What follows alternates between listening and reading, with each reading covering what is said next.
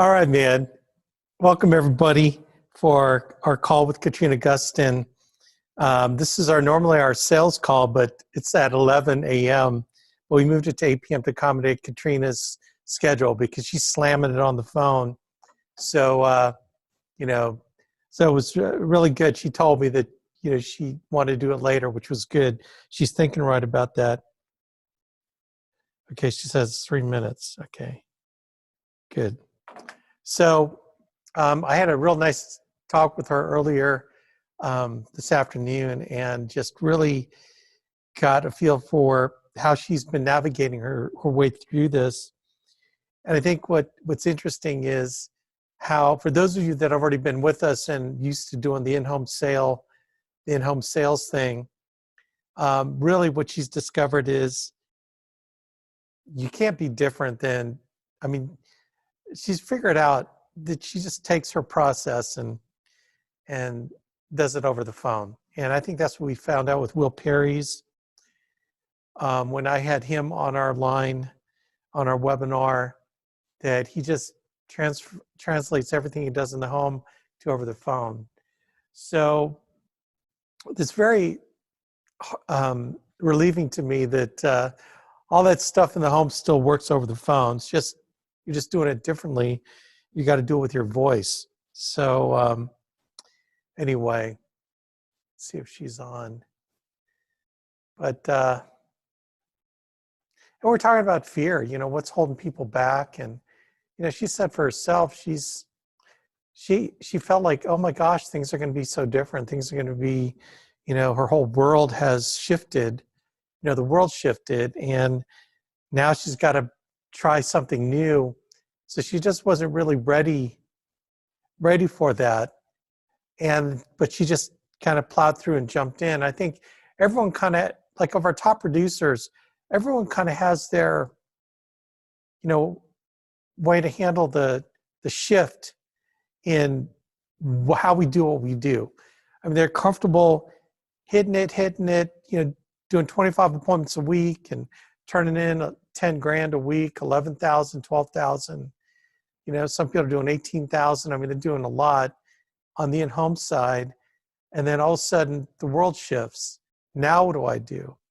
And a lot of our top people figured out, I got to keep dialing. I got to figure this thing out. And so she's definitely not alone there in trying to figure this thing out. And she did. She managed to kind of come on the other side of it doing very well. And she's still figuring it out. That's the beauty of this, is that she is still trying to figure it out, but she's producing. Okay, so isn't it cool that you can make money? I think she said her deposit Friday will be around seven grand or so, and she had another 2,500 on Wednesday. So what I'm excited about is I make what is it? I think I make 5% on all that. I gotta love the glow bonus. So, well, I talked to her and I told her tonight I'd like her to go over like what she's doing. I mean, a lot of you have seen her kind of talk about this process of her kind of switching over, and she's been very encouraging. Now I want to get into the details, the nitty-gritty details of what she does to make her sales and what she's doing. And she's doing it not just on leads. She's hitting it also with her current clients. She's really filled her day with making all kinds of calls, okay, and sort of doing the low-hanging fruit, okay, which are your current clients, and trying to figure out how we can help them, and then also on leads. So I think we came into this thinking that, why would anybody want to be on the phone for a long time? Like when you go into do an in-home appointment, we could be there an hour and a half, sometimes 2 hours, even 2.5 hours, 3 hours, just because you're so into it with the client and there's so much that they got to do, and you're doing, 2 different electronic applications, and, and it's easy for the time to fly by when you're doing an in-home appointment. And I think kind of the fallacy of thinking that telesales is kind of hit them and go, and just, you know, really with our style of selling, we found that that's not necessarily true. You know, building that bond and rapport and that relationship is probably the most important thing. If that takes you, you know, 5-10 minutes, or it takes you half an hour, whatever it takes to build that trust with a client, and that's what it takes.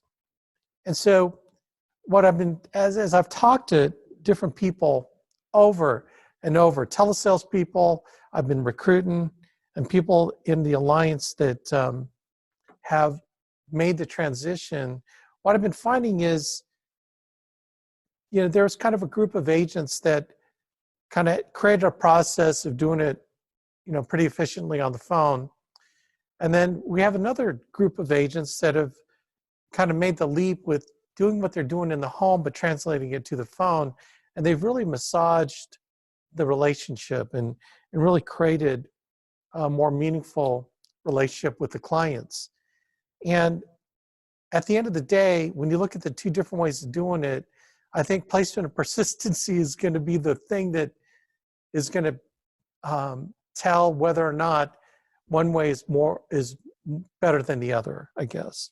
I'm all for the path of relationships and placement of persistency.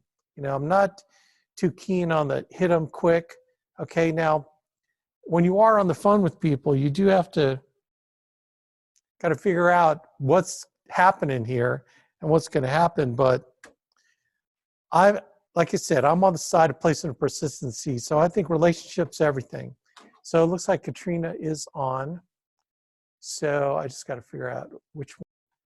Katrina. Alex. All right.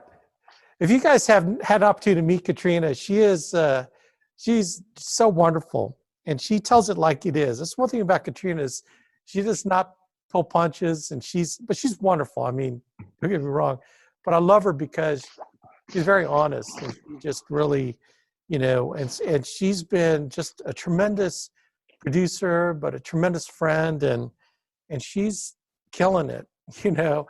And she did before with the in-home sales, but man, I want you to hear from her. And so Katrina, welcome to our call. We've got some bunch of people on here, so they want to know what you're doing. So lead us through a little bit about your kind of your background in, you know, figuring this process out for you. So I would say the background, I'm trying to find a place to sit here. Trying to say the background is, I started out like anybody else did, no idea really what I was doing or what to expect. So there was a lot of anxiety and a lot of fear going into it, trying to figure out, how do I do this? Can I do this? Why do I have to do this? Oh my God, this is stupid. Am I ever going to be able to make it? I mean, you name it, I thought it. And so I was trying to take in a whole lot of information about how everybody else was doing it and their success and yada, yada. And what I was struggling with was just mostly solved, I think, by getting in there and just doing it. And realizing that I knew how to do it already, just like I was. So that's the background. If you want the nitty gritty, I can tell you all the really scary things that were probably going through my head at the time, but that might be for a smaller call. Yeah, I think everyone can relate here, especially our people that are used to producing and that have been kind of mentally, or whatever you want to call it, shut down, trying to perceive that, is it really different? Is it really different what I need to do? And I think you discovered that your confidence in yourself really was earned because what you were doing was the right thing to do anyway in the home. Right. And realizing you could transfer it. And I think part of the beauty of your story is that you got around other people that would encourage you and help you instead of kind of, you know, being in your own space you just kind of like, I need to get around other people doing this and getting around Junior. I love that part. So when did you start feeling like grooving into it where, you know what, this really isn't that different? Like how many calls, like were you, your first week of just really doing it from your house, what was that week like as far as making it happen? So, the first week that I had was a little bit of a hybrid. Like I had made some sales because I start my week, it goes from, from Thursday through Wednesday, start to every Thursday. It's just the way I've done it because of the hotspot night for us. So I had done some in-home sales and done some successful selling the week before at that week's end. So when I started just making calls, I had some stuff already in my pocket. So I would say that I felt really good. At the same time, I was nervous because I was thinking, okay, how am I going to do this next week? Because it, came out, it was a great week, no problems. But in my mind, I was thinking, okay, well, I just emailed a bunch of my clients. That's where some of it came from. So now what am I going to do? How am I going to do it the rest of the way? I feel like I'm cheating, which you'll find out later. No, you're not. So that's good. But then the week that I started only selling on the phone, top it off with the fact that I was first selling on the phone and I had never done that, only that, with the fact that I was trying to change from using my leads and my clients that I normally would use anyway to just Facebook leads. Don't ask me why I was thinking that was a good idea. I don't know. I guess I just thought I was cheating if I did it any other way, like try to see if I could do it the hard way like everybody else. And I found out that that was stupid because I was so discouraged. I just, for whatever reason, that particular first day, there was absolutely very minimal people answering the phones. They were new leads. It was killing me. I told Junior, Junior, how am I supposed to sell anything if nobody pick up the phone? What the heck? So finally at the end of the first day, I talked to somebody, up in Pensacola, Florida. Like Pensacola, if you guys think about the panhandle of Florida, it's like a different universe. We're not talking about normal Floridians. We're talking about like Southern Alabama, northern panhandle of Florida. It's backwards people. I love them, but they're crazy for the most part. So not only was I trying to sell for the first time, but a large portion of my Facebook leads were coming from northwestern Florida, which is the panhandle in the boonies. So that was, I think, very much against me. It's almost like, punishment for yourself for whatever reason. Yeah. So I made one sale that day. I did a telesale. I was exhausted by the time I was done. Junior was like, buddy, you made a sale. And I'm thinking to myself, it was like $40 a month in premium. I'm never going to make enough money doing this. I wasn't really excited at all that I had made the sale because, a great job, good job, you winner. But $40 in premium is not going to do a whole lot for you if that's all you get. So the next day I went back, I kept doing the same thing. Then I realized, you know what, this is dumb. I need to use all of my lead sources. I don't need to just be calling some leads. I got, about 100 stacked over here I'm not dialing because I think that I should try it the hard way. Bump that. We have leads for a reason. There's nobody that said I had to sell on one type of lead. Who has ever told you that? Nobody, because that's not what we do.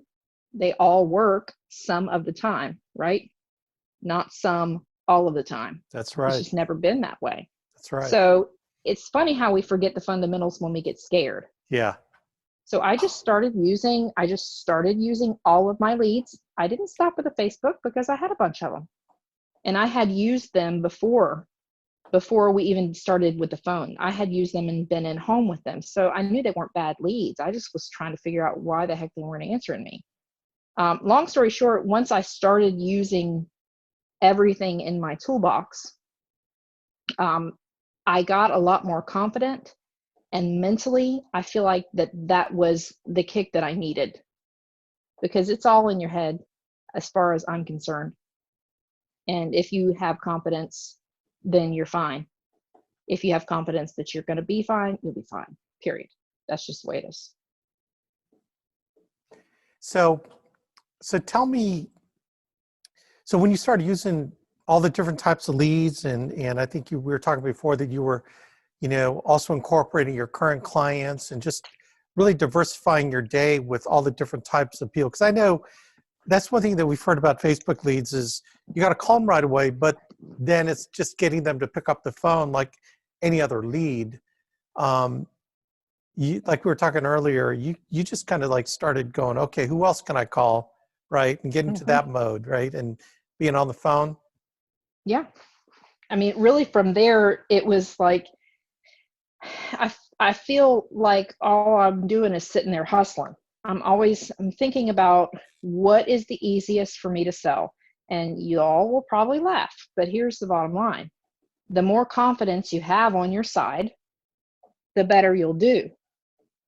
So if you start with stuff where you know there's low-hanging fruit, or very possibly low-hanging fruit, then you're probably going to make some sales, which is going to give you a little swagger and make you feel a little bit more confident.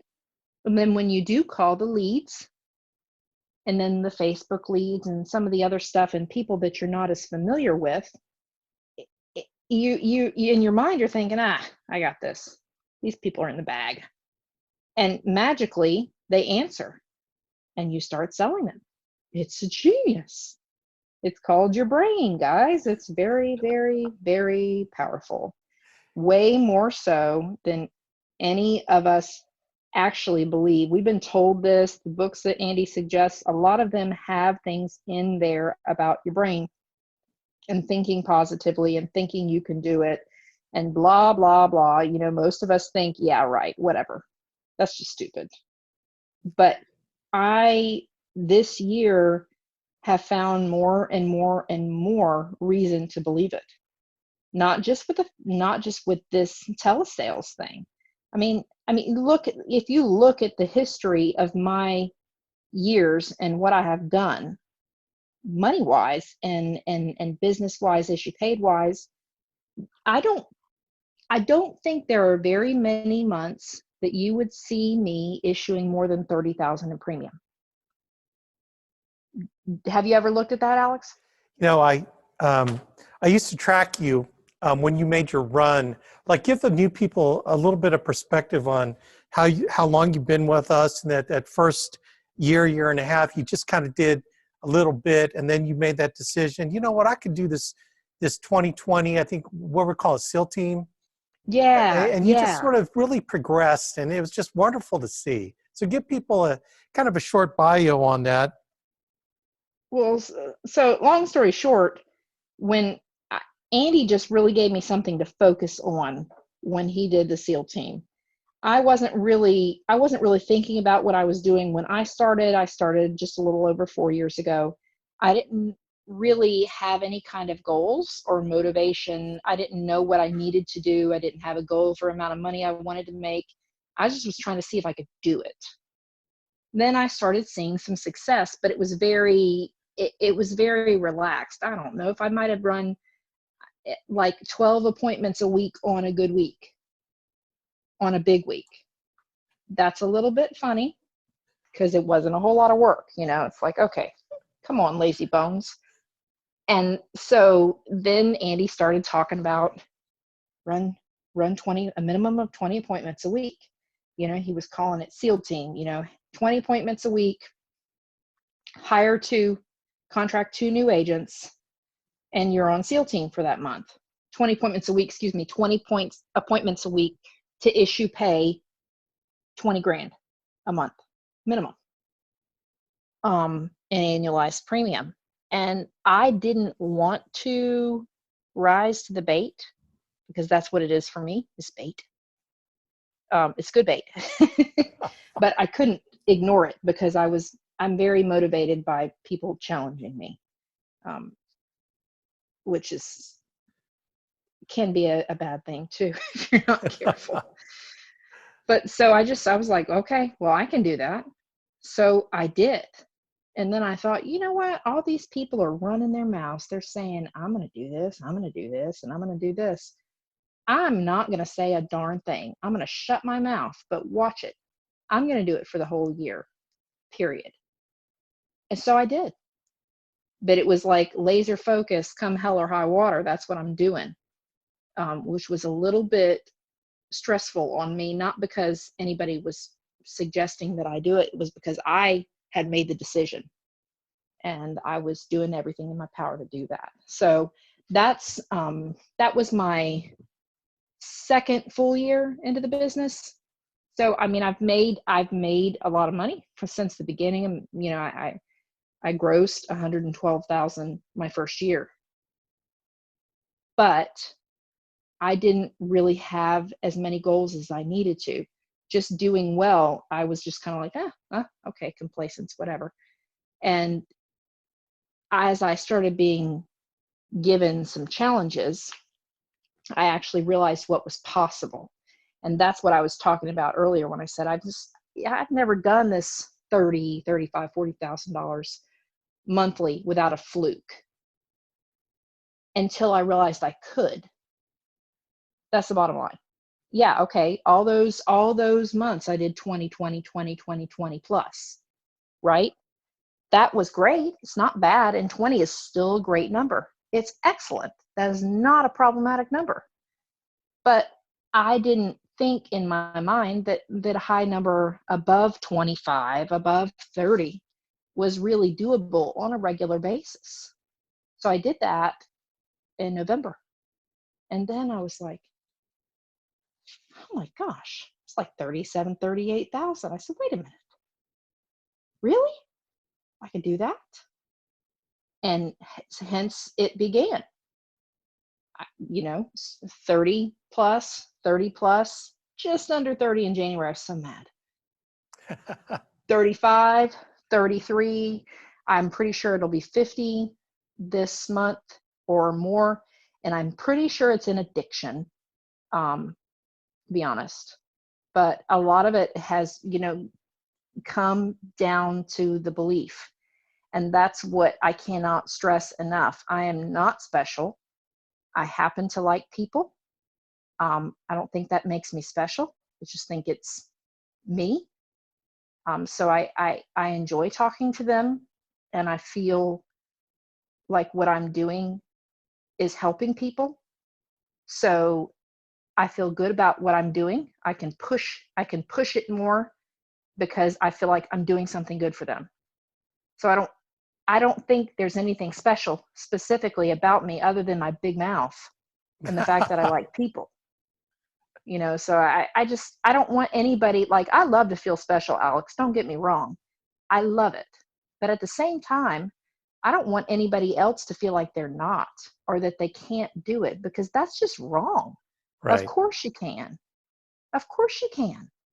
But if you don't believe you can, and you don't see it and seize what you're, and actually feel like you can, you won't, because you don't really believe it's possible.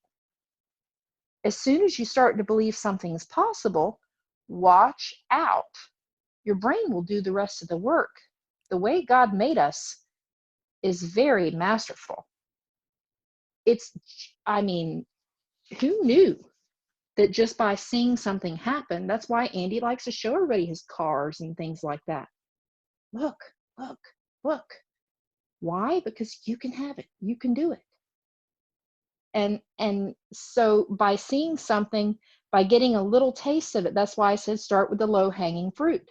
If you talked to a client before, if you sold them a policy a year ago, why are you not doing a policy review?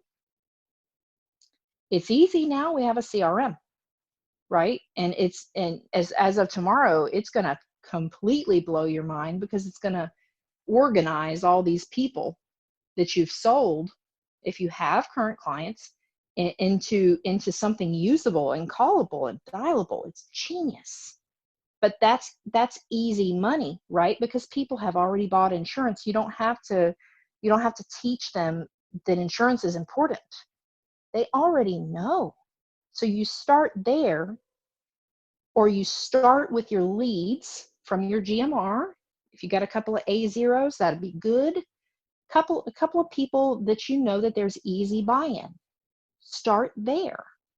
And then that's going to build your confidence. Once you get some confidence and you see, oh, wait, I can actually do this, then you can really, really, really start making a lot of tracks and selling to other people too. Because at that point, you're going to have such a swagger. You're like, wait a minute, I know how to do this. And then you just continue. And then from there, it's just momentum. I'm just Right. talking and talking and talking, Alex. You got to No, stop that's all me. right. That's right. I love it. Hold on. That's weird. I had to sign back in my own. Just a minute. I love technology. Yeah. Okay. That would acted weird. Okay. So give us a feel for, like, when you're calling the lead, like, what are you saying to them? Give us your process as far as guiding the client to make a decision. My process is very non-mathematical for those of you guys who are very structured. So when I get people on the phone, my general script is, it's Katrina, Gustin, how are you? And they're just talking to me, right? I'm not even telling them who I am in general. And I just let my twang come way out. Because I have one and I can shut it on and off. And I just choose to keep it on as high as I can, because it puts people more at ease. Sure. So I just let that come out. And then, just something, hey, Senior Resource Center, I got the little postcard that you sent in about the state regulated final expense program. You remember that little postcard? Asking the question, yeah, no, oh my gosh, making small talk. And then instead of booking the appointment, I just go right in to what I'm doing. I don't ask them if they have time. I don't like asking permission for anything from clients, because I feel like that gives them the upper hand. And I don't want to give somebody the opportunity to tell me no if I don't have to. So I just start going into it and talking to them, kind of, hey, what was your thought process? Do you want to be buried? Do you want to be cremated? Do you have life insurance? Who are you trying to protect? Most people fill these out, either they've got insurance and they're trying to find a little bit more because they don't think they have enough, or they're trying to save money on what they have. They're paying too much, or they don't have anything at all. Which one of those is you? I love that. I love that. I love that. I picked that up several years ago because I didn't really know how to get around elderly people saying, I don't know what you're talking about. Yes, they do. Yeah. Yes, they do know what you're talking about. You just have to prompt them in the correct way, and then they will come out and not lie to you. They just don't know what you're getting at when you leave an open forum for them. So if you give them a choice, they'll pick one, and then you can move on from there. So that's really what I start with, and I start with that regardless of whether or not it's mortgage protection or final expense, because in the end, people are trying to protect their families from something. So it's not really much of a difference in terms of, what are you trying to protect against? What are you trying to accomplish?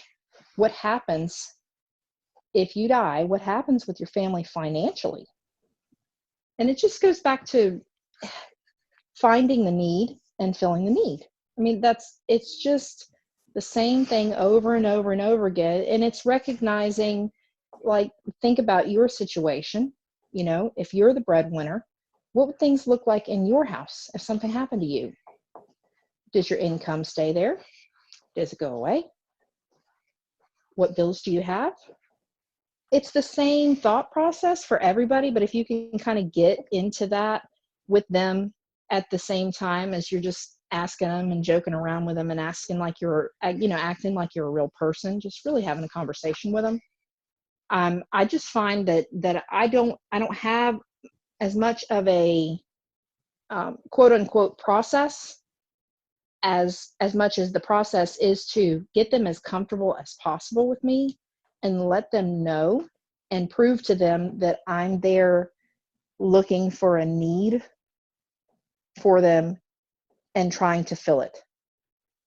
Whether that means selling them insurance or not is an entirely different matter. I may or may not, and sometimes I don't, because I don't think that I should, or I don't think that it's the best thing for them. Now, trust me, I'll find something that's good for them. But I think it's just more along the lines of developing a friendship and finding a financial need for them. And it's very, very, very simple, because the bottom line is you die 9 times out of 10, your income is going to go away. It's not going to continue to be paid. Okay, so what are your bills? How does that look? Do you want to be buried or do you want to be cremated? There are a couple of options. It's very simple. It's not a complicated process, I don't think. That's a great question, because then you're already going, you're trying to get their choice. You're already doing a pre-close, because now it's like, well, do you want to be buried or cremated? It's a real strong pre-close question, because the answer to that question then kind of opens the gate, doesn't it, Katrina, to helping them with that, right? Right. And it's all about finding a need, filling the need. What do people need money for when they die? Okay, let me think. Burial or cremation, number one. And then once you get that covered, then it's, what's the income situation? Is your income going to be any different, or is it going to be the same? And once you talk to them about things like that, they'll start selling themselves on what they need or the amount that they need. I get them to commit to something, whether it's just burial or cremation or additional money for their family to make sure they're okay. I'm just giving them a picture and allowing them to paint whatever they need to paint there as to what their family needs. I'm telling them, I'm letting them tell me. I'm just asking them questions. And then just being real with them along the way. You know, they're going to hear the same stupid stuff that I say to you. I mean, I don't act any differently to a client than I would to you or to anybody else who I know. Only place I get in trouble is if I cannot connect with somebody and I don't know how to, just because of the type of person that I'm just not. I can't bury down. They won't allow me to get in. That's the only time I typically will have a problem. Other than that, it's going to be open. Yeah, that's a great point. When I think about all the times I've not closed a client, not taken care of a client, it was that kind of like this valley between us. As much as I've tried to create bond rapport, there's just nothing coming back. Nothing. Like Right. it's, you could hear crickets. It's such a, you try to draw them out and they just don't want to go there with you. And I totally agree. So Yep. I love that. And this is what I've taught forever is, finding the pain, and if they don't got pain, then why are we even here? And sometimes you even ask them that question. Well, I don't understand why I'm here then, and right. Well, that's the beautiful part, because at that point you're drawing them out. Totally. And you're being honest. You're Honest. being honest because, yep. I mean, if they think you're just there to sell them something and you present an option before you've made it clear that it's something they need, you're a salesperson at that point in time, and you may get lucky if the price is right. Otherwise, they're kicking you out of that house. See, what I love what you're doing, Katrina, is that you're making the client feel they are in control by answering your questions. And when they're answering your questions, you know who's really in control is you. Oh, that's me. Yeah, But absolutely. their choices, when they can say, well, buried or cremated, well, I mean, I prefer buried. I just don't like that cremated thing. And then what's the income situation? Well, you know, it's going to be a little bit tight. It's going to be whatever. They answer Right. their own questions. They determine, you're not putting words in their mouth, right? You're not No, exactly. no. And really, I mean, and I'll specifically ask them, how much money do you make? Where does that come from? Because if open-ended questions, like I when I first started learning to, I think Lindsay Barron on our team, you know, first started talking to me about building the why at my first NatCon, like a month into it. And I Yeah, didn't understand what she was talking to and what she was talking about, and, you know, finding the pain. I didn't understand that either, because it was very general for me. It's like an open-ended question. Well, how's it going to look when you're gone? What are you talking about, man? Like, what? What do you mean? You know? And most people don't really know what you're talking about, as far as the clients don't. Even me, I'm going, can you ask me a more specific question? What are you getting at? Because most people will be defensive. This is what I have found, and I want to say this.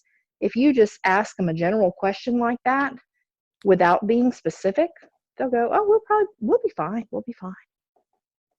right. Okay. You just lost it right there, because you didn't make them get specific enough, and now they're going to have to defend themselves when you show them that they're not going to be fine. So I don't even go there. I just start asking very specific questions, I think and that's the then I key. can say, Right. yes, you're fine, or no, you're not. If I can see somebody's bills and I can see that they're going to be a couple of $1,000s under what they're actually spending right now, they are not fine. And they know I'm not trying to sell them on that, because they told me the numbers. That's right.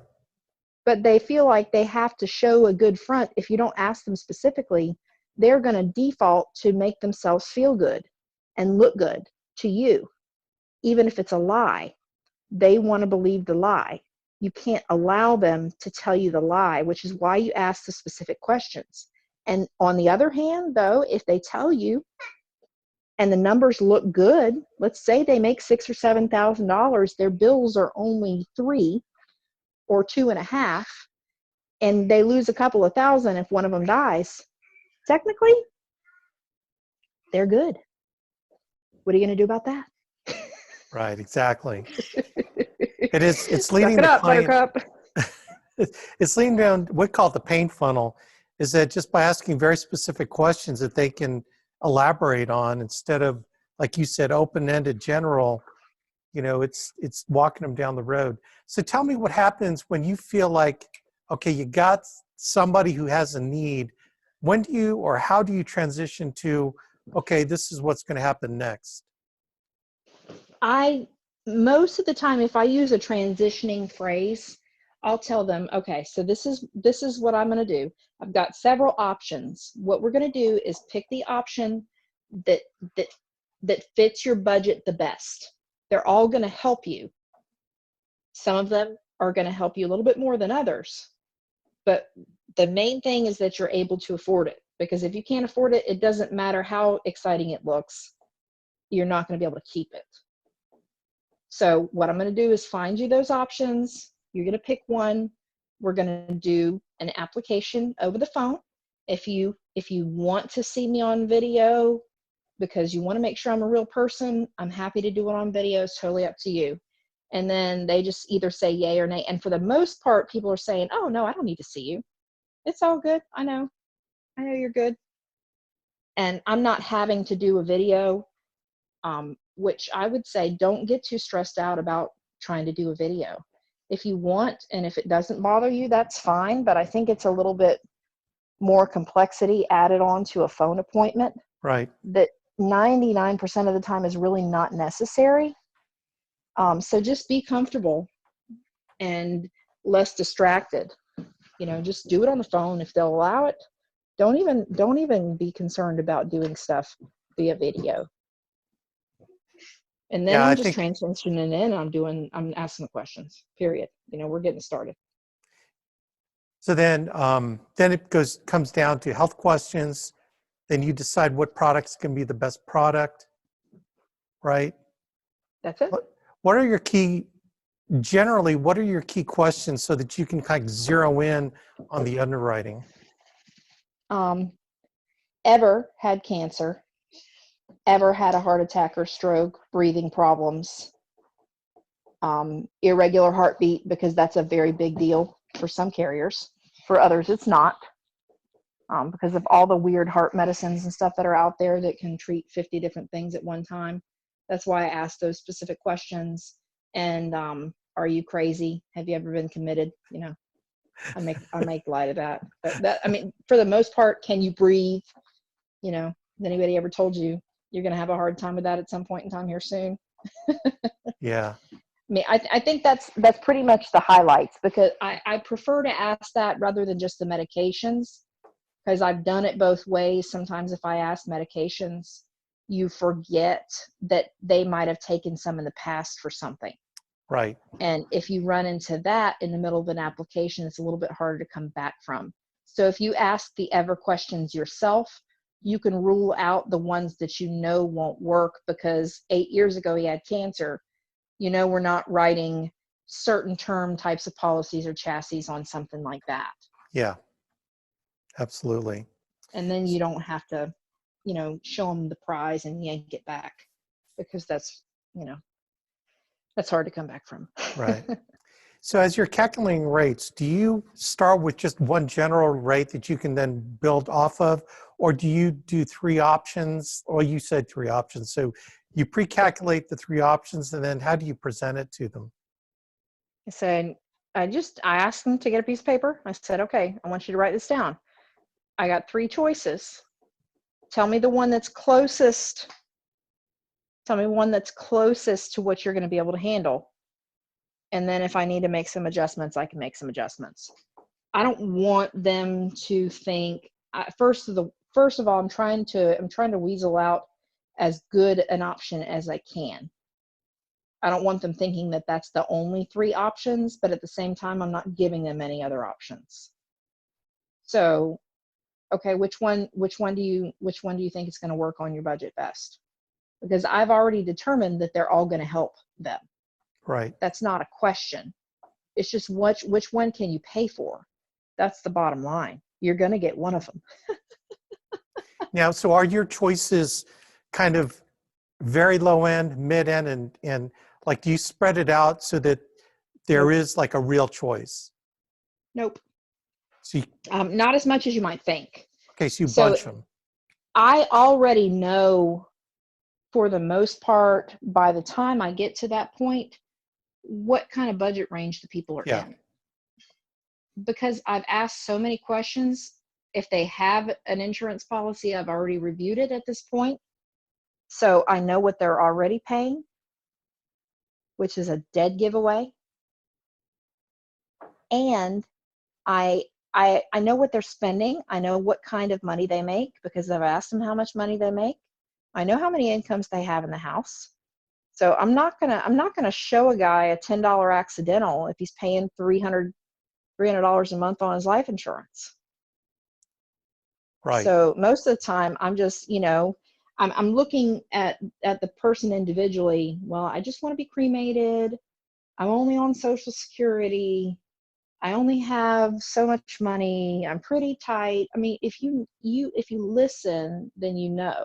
So if they say they only want to be cremated, and I see the price for a policy that is $2,000 is $13.11 a month, I'm probably not going to show them that. I'm probably going to go up to $5,000 Yeah. Right. and 7,500, or 3, 5, and 7,500, or 5, 7,500, and 10, if they're on a low price point, because then they're like, oh yeah, that's nice. It gives them a little bit extra money. I like that, you know, because they can afford it. Of course they think it's nice. They can afford it. I know what they can afford. Now, does those financial questions come before the health questions? It depends on the person I'm talking to. Okay. I don't have a specific order. I'm just doing whatever is making them feel comfortable. So I'm not going to roll into something unless I have their complete buy-in. And if you, most of us have a little bit of empathy and a little bit of ability to read people. And even when you're on the phone, all you have to do is listen to their tone of voice and their speech. You can tell if I'm distracted when I'm on the phone. If I've got one of the kids in front of me and I'm trying to talk, you can tell that something's going on and something else has gotten my attention. Just listen. And then you know, and you can pick up those cues. And if you don't feel completely confident that they're on board with you moving ahead, don't move ahead. Just slow Absolutely. down and wait Absolutely. until you feel really comfortable. So I don't put any particular order on it because I don't want it to seem so robotic as a process. I just want it to be organic. So sometimes I'll be gathering health information and they don't even know I'm gathering health information Right. because I'm just talking to them and they're telling me about, oh, I had this surgery. I'm like, what? How'd that happen? What on earth are you doing falling out in the yard? Oh, yeah, I know. I got a little dizzy and not supposed to be on the ladder. And you know what I mean? And people are going to tell you cool stories, and you can get so much information that they don't know that you're data gathering the whole time. It's genius because they're comfortable and you want to make them feel comfortable. You don't need people feeling like you're interrogating them. Oh, I love this.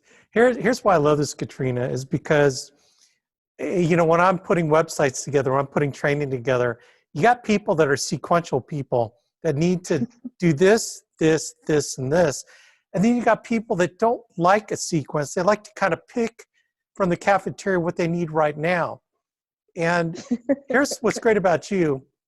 You're that person, but you know what you have to have in order to do your job, which is you got to know general financial ability to pay. You got to know their health situation. You can't put together the right product for them, but how you meander through that part, you get there, and how you get there is how you get there because the client is going to determine your conversation and your relationship with them. And so that's what I love. It. By the time you get to putting the rates together, you filled in the picture, but you don't necessarily have to do it here, here, here, and here in a sequence. Like that's what always made me uncomfortable about the financial slide, right? Because that Yeah, oh, I financial hate that slide, thing. man, I always felt uncomfortable. Like, man, you have got to have good rapport with the person before they start giving you the financials. And actually, the Allemans actually put that slide right after this. What happens next? And I always felt like there's a right place to put that slide, but it's not always at the beginning. No, no, no. The first time I actually got into a house in the Villages, that's what I did because I didn't know what I was doing. I had no experience. Yeah. And of course, that went nowhere at all. And so I've learned through just talking to people the processes that work and the ones that don't for me. But I guess the hard part, and this is the part that makes it hard for me to train specifically, is that you have to know how to copy. I have to give you some general guidelines so that you can copy them because you can't be inside my head 24/7. Yep. Well, what would I do in this case? And what would I do in this case? That's not really teachable. I want to teach people how to do this, yet it's very, very in flux for me on a regular basis. And if you try to put me in an order, I will suck because that's not the way my brain works. Yeah. I remember. So I Yeah. Go say it ahead. with an asterisk, basically. This is how I do, and this is why I'm doing it. But a lot of people, until you learn your own little rhythm, the scripts and the ATM and all these things are designed to give you a general blueprint of what you need to say and do. After a while, you'll figure out the order and you'll figure out your pace, but you have to know the general points of what you need in order to move on. And I'm not going to give you any specifics because I'm not a specific kind of gal. I cannot do it. I know that's, I talked to Linda Holt after she rode with you, and I knew how you operate. So it was funny listening to her because she just wanted, I need to know how to like boom, boom, boom, boom. And then when she rode with Very you, funny. yeah, and when she rode with you, she got something totally different. I was cracking up so bad. It was so, it was hilarious. It helped her, by the way, it helped her. But I think it Oh helped her yeah, more with how you take care of a client. And right. it was, That's the part that I can teach, Alex. That's the part that I can teach. oh yeah, absolutely. I can't Absolutely. give you the how to, and I'm very sorry. I cannot tell you how to do it. I can't make you care. So if you don't care about people, you're probably in the wrong business in the first place. But I can tell you, I mean, the bottom line, I like that phrase, obviously, if you've noticed, but the base, the point, what we are doing is helping people. And it has to do with finances and how they're affected when a loved one dies, period. Care about them, love them, build a relationship with them. People are beautiful. People are crazy. God made so many different types of people and so many situations and so many little things that we can see and appreciate and be grateful for where we are, that if you focus on that very, very simple thing, and you know a little bit about insurance, like it dies, you die and it pays, then you know how to help people. Don't be so rigid on step 1, step 2, step 3, because you're missing the point. Step 1, step 2, step 3 is a roadmap, and I appreciate that, but don't miss the point. How am I going to help this person? Why do I do policy reviews? Well, let me think. How am I going to help this person? Kind of makes a difference to know what they have already in place, right? Because it affects, that's part of the financial picture. So all of the things that are just very detailed in policy reviews and this and that and the other, all that is part of the process, but the purpose is to help the person. What's it going to look like when they die? What's it going to look like? Think about your own house. Think about your own family. What's it going to look like? That's how you help them. That's the bottom line. You know, I think, Katrina, you would have been an awesome physician. Probably an osteopath too, because I think you'd be more of the DO. And because the MDs are more that rigid process of diagnosis, but the DOs are much more holistic. They want to know what you do and how you do it and what your lifestyle is, and in order to treat you, they need to get to know you. And I think Mm-hmm. you would have been an awesome osteopath. And that's kind of what we do in the insurance industry, because the Alliance, we care. Some of those other agencies out there are transactional MDs. We're like the osteopaths of the insurance industry. We should And, be. and you are like the ultimate, in my opinion, of just getting that whole picture on them. It's beautiful. Beautiful how you operate, Katrina. And I can see why. While you were talking, I was putting up the leaderboard, Maharkey leaderboards in October through now, which shows you where you did like 18,000 in October, and then November you did like 30 something, 36, I think. Mm-hmm. And then Mm-hmm. December Mm-hmm. was like just exactly what you were saying, but I was showing the numbers, and it was pretty cool, watching your, like when you make a decision, that's something about you. When you make a decision to do something, you do it. You totally, like, It's you have on, this, baby. yeah, you have this integrity about you that is just like no one can tell you different, because you know what you want. It's so cool. We all have the ability. That's the beautiful part. You just Amen. have to agree. You have to agree with what's coming out of your mouth. Oh, ain't that the truth? Like, don't, do not fool thyself. It's like the 11th commandment, that thou shalt not fooleth thyselfeth. That's And One of Mike's favorite things to say, and I love it. It's hilarious. Well, he stole That's it from why me. I figured that much. As soon as I heard you say it, I was like, oh yeah, I know where he got that. That's why I don't like people talking smack. That's my primary reason I don't. Because I'm sorry, but 9 times out of 10, you say, oh, I'm going to do this. I'm like, no, you're not. Shut up. There's no integrity there. Yeah. Decide what you're going to do, make up your mind, and then do it. And then once you start doing it, people will see what you're going to do. You don't got to tell everybody. Now, if it hypes you up, I'm not messing, I'm not harping on that, but if you don't believe something and you say it, you're not going to do it. You lose face. There's no integrity. If you believe you're going to do something and then you do it, you don't need to say it. You're just going to do it. And you're much higher integrity and much higher in the opinions in people's minds. And they're going to trust you more because they know you don't just run in your mouth. You know, you're giving me goosebumps because what you're talking about, this isn't magic.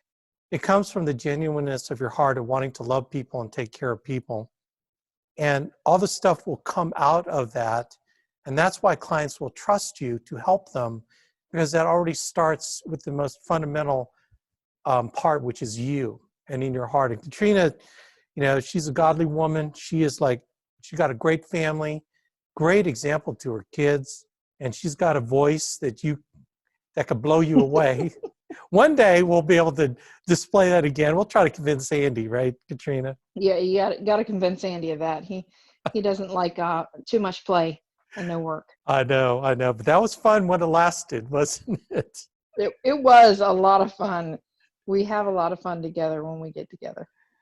Well, I am looking forward to seeing how you progress this year, and you've been a inspiration to so many people when you get on the calls and doing what you're doing. But your numbers prove what you're saying, and I'm glad we had this opportunity to kind of squeeze some of that out of your brain so we can kind of shower in it, because I think it gave people an idea that, you know what, all I got to do is go out there and care about people and be sincerely interested in how I can help them.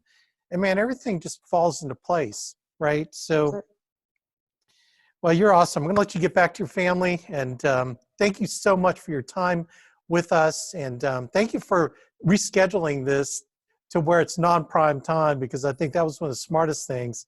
That's how I know you're always thinking right. You know what I'm saying? So I'm trying. But seriously, if you guys have questions or if you have situations that you want to run by me ever, I would like to help. Whatever I can do. Just don't come to me feeling too sensitive. That's all I'm going to warn you about. Otherwise, please let me help. I'm very happy to do so. Don't be too sensitive and don't complain, and you're all good. So many caveats I give. I'm just being honest. Come on, folks. I'm going to tell you how it is. I love it. Invite the vampire in the room, right, Katrina? You invite the vampire in the room, man. Well, it's hard. It's hard for me to believe. I love people, and then you can use the invite the vampire in the room as the same thing as Katrina. It's like she loves you, but she will bite you. And I am Katrina, and I'm your friend. Pretty much that. I might suck your blood. Sorry. I care. Oh my gosh, I love it. Y'all call me, Alex. I mean, if anybody wants my number, please take it. Please give it to them.